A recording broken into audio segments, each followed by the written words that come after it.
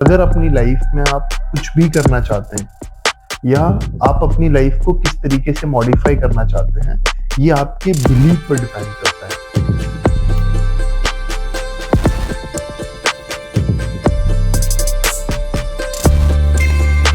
Hello, तो guys अभी हम पार्क के पास आ गए हैं। हमने अपनी बाइक खड़ी कर दी है एंड चलिए फिर पार्क के अंदर चलते हैं।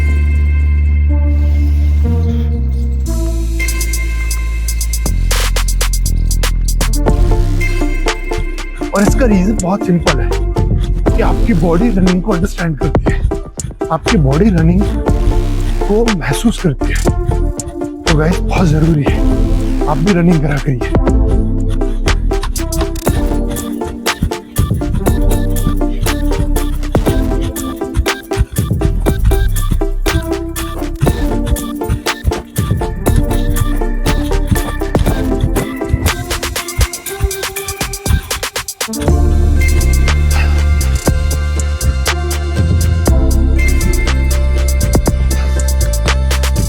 हेलो, गुड मॉर्निंग दोस्तों, welcome to 365 day hard challenge.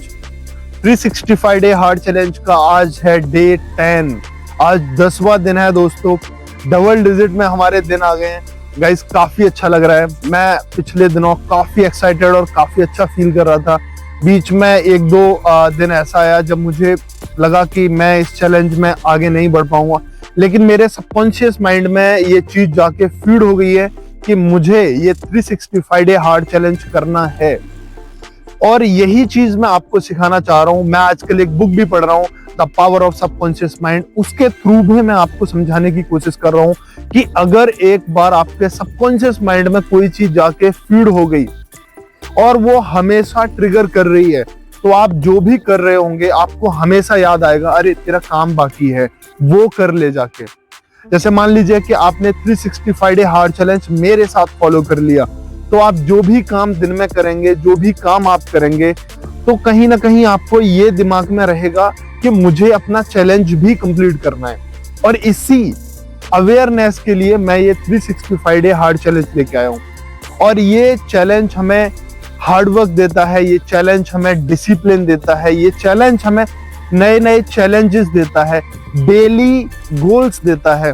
और डेली गोल्स मिलने की वजह से, हर टाइम गोल मिलने की वजह से हमारा जो सबकॉन्शियस माइंड है वो बहुत ज्यादा एक्टिव हो जाता है।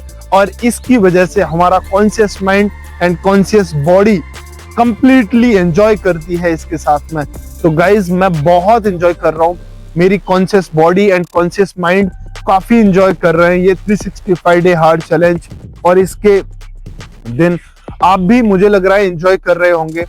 तो चलिए गाइस, मिलते हैं आगे के दिन में। एंड एक्सरसाइज हमने कर ली है, मेडिटेशन करना है एंड बाकी की दिन की एक्टिविटीज मैं आपको दिखाता रहूंगा। चलिए फिर मिलते हैं।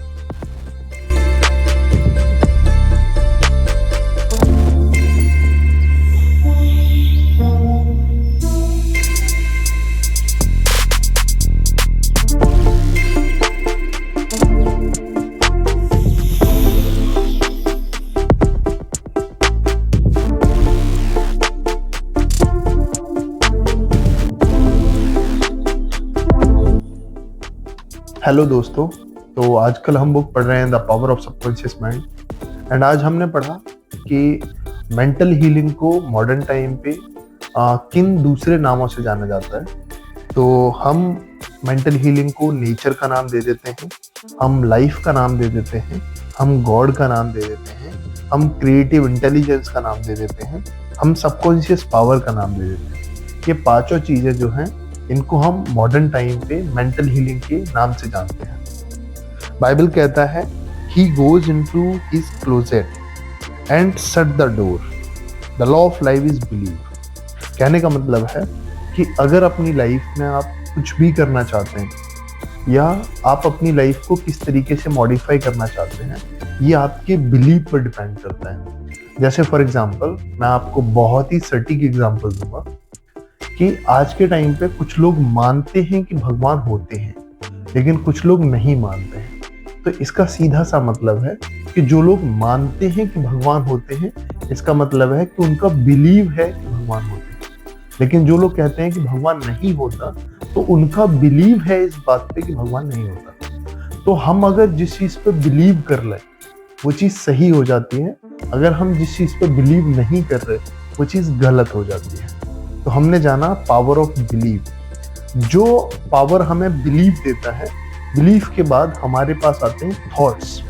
जैसे फॉर एग्जांपल अगर हम कहें कि बीजेपी गवर्नमेंट बहुत अच्छे काम कर रही है आज के टाइम पे, क्योंकि वो करंट सरकार है हमारी, तो करंट सरकार बहुत अच्छे काम कर रही है, तो ये हमारा बिलीव है कि वो अच्छे काम कर रही है।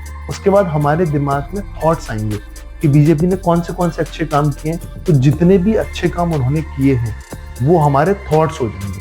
अगर थॉट हमारे बीजेपी के अच्छे कामों में हो जाएंगे तो उसके बाद हमारी जो थॉट प्रोसेस है वो भी अच्छे कामों में हो जाएगी, फिर हमारी थिंकिंग भी अच्छे कामों में हो जाएगी, फिर हम मान लेंगे कि ये सरकार अच्छी है। तो इस तरीके से हमारी सारी प्रक्रिया चलती है।